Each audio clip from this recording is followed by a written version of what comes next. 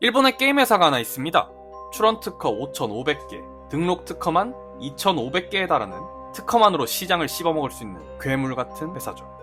근데 이 회사 경쟁사들이 자기네 특허를 그대로 베꼈어도 멍청하게 가만히 있네요. 게임 산업의 발전을 위해 퍼준다고는 하지만 사실 그 뒤에 검은 속내가 있는 건 아닐까요? 오늘의 치트 기업, 게임업계의 제왕 닌텐도입니다. 닌텐도 1889년 창업한 100년 기업입니다. 원래 화투패 만들던 회사인데 1977년에 게임 사업을 시작해서 아타리 쇼크로 죽어가던 게임 산업을 예토전생시켜버린 전설적인 회사죠. 지금은 마리오, 젤다, 포켓몬까지 IP만으로 70조 원짜리 회사가 됐어요. 근데 특이한 점이 있습니다. 종업원이 1,500명 정도밖에 안 돼요. 비슷한 시총의 다른 일본 게임사가 2만 명인데 비하면 닌텐도의 1인당 수익률이 엄청나게 높은 거죠. 닌텐도는 어떻게 이렇게 적은 인원으로 게임업계의 제왕 자리에 올랐을까요? 오늘 얘기할 특허가 그 이유 중 하나입니다.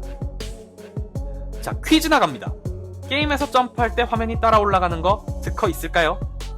있습니다. 닌텐도 거예요. 점프 버튼 꾹 누르면 더 높이 뜨는 거? 있습니다. 닌텐도 거예요. 캐릭터가 장애물 뒤에 가려졌을 때 실루엣으로 보이는 거? 있습니다. 닌텐도 거예요.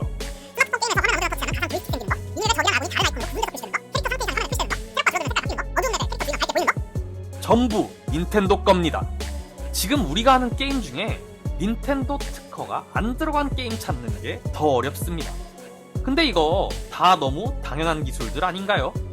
사실 이런 당연해 보이는 기술들이 특허가 된 데는 유독 게임 관련 특허에만 관대한 일본 특허청이 있기 때문입니다. 게다가 수많은 특허들을 유지하려면 엄청난 비용이 듭니다.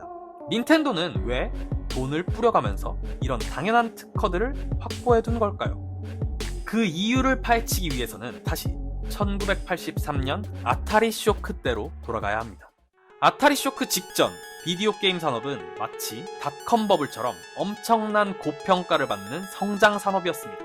그러나 1983년 고평가되었던 게임 시장의 거품이 싹 빠지면서 겨우 1년 남짓한 시간 동안 시장이 완전히 박살나게 되죠. 당시 최고의 IP였던 ET를 가지고 만든 쓰레기 게임이 완전히 폭망해서 뉴멕시코 사막에 묻혀버린 사건이 유명하죠. 미국 게임 시장의 제왕이던 아타리는 시장 붕괴의 영향을 직격으로 받게 됐고 갈갈이 찢겨 매각당하는 신세가 됩니다. 하지만 위기 속에 기회가 있는 법, 거인이 무너진 틈을 타 닌텐도, 세가, 소니 같은 일본 회사들이 게임 시장을 차지하기 시작합니다. 미국 게임 기업의 몰락에서 기회를 포착한 것은 일본 기업들만이 아니었습니다. 망한 기업들의 지적 재산권을 헐값에 인수한 NP들이 이 IP를 앞세워 일본 기업들을 공격하기 시작하죠. 물론 자신들의 몫을 눈뜨고 뺏길 수 없었던 미국 게임 기업들도 일본 기업들을 타겟으로 한 특허 전쟁에 뛰어들게 됩니다. 상황이 이렇다 보니 일본 게임사들은 방어를 위해서 일본 특허를 마구잡이로 출원하기 시작합니다. 일본 특허청도 게임 산업 보호를 위해서 상대적으로 느슨한 심사 기준을 적용해줬고 심지어는 미국의 강력한 원천 기술이 나타나면 이와 유사한 개량 특허들을 일본 내에 우후죽순 출원하는 현상까지 벌어지죠.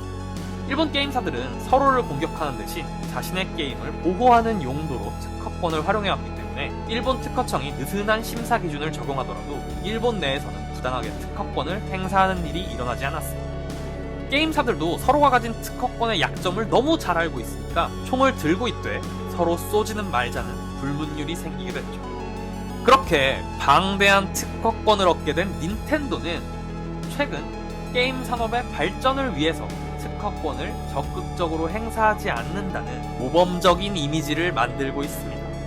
그러나 공개되어 있는 특허권들은 다른 게임사들에게 엄청난 위협이 됩니다.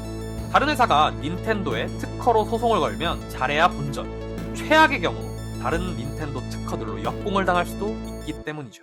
닌텐도는 선빵을 잘 안 칩니다. 마리오 카트를 빼다 박은 카트라이더도 그냥 놔뒀고 젤다랑 원신이 비슷하건 말건 리스펙 한 방으로 허허 웃고 넘어가는 대범한 모습을 보이죠.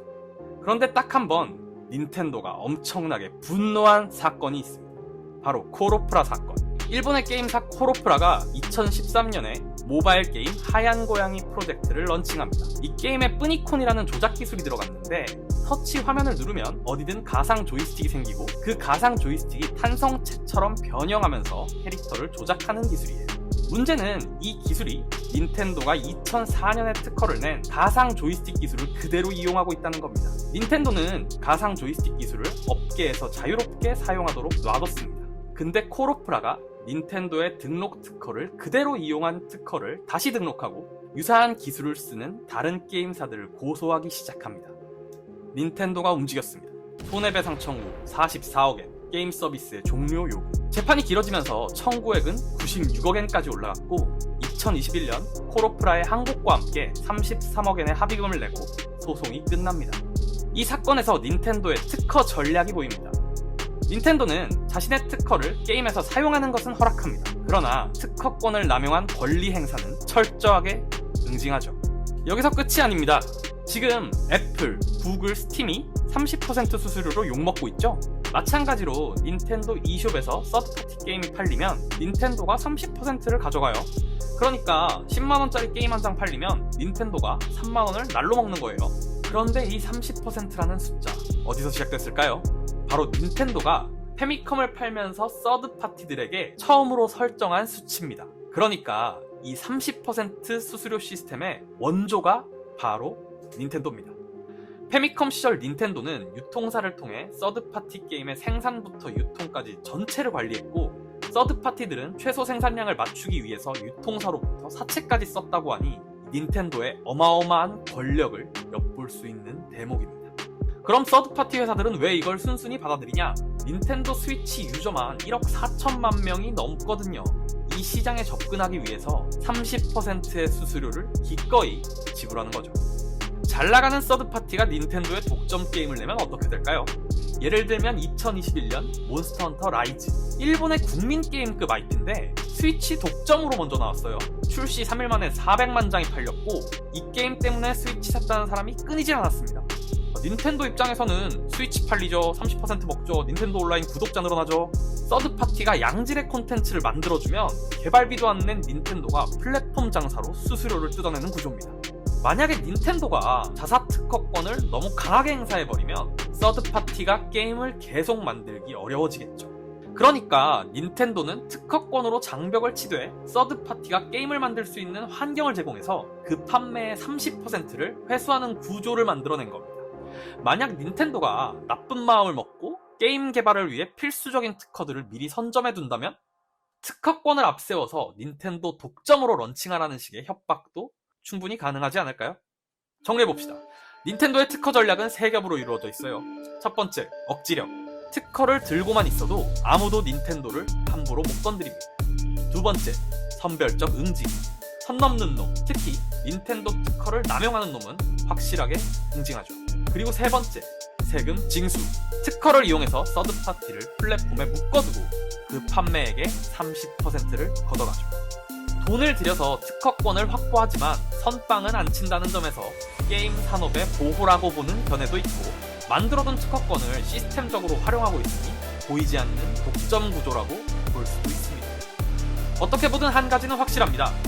닌텐도는 게임을 만드는 회사기도 하지만 게임이 소비되는 생태계 자체를 설계하고 소유하고 있는 회사라는 점이죠. 특허로 쌓은 회자는 게임 하나보다 훨씬 더 오래갑니다. 오늘의 기업 닌텐도 어떠셨나요? 특허 이야기를 듣고 보니 우리 집 스위치가 좀 달라 보이지는 않나요? 다음번에는 더 흥미로운 기업, 재밌는 특허 얘기로 돌아오겠습니다. 하루 종일 특허만 보는 별리사가 나만 알기 아까워서 기업 소개하는 채널 치트키였습니다.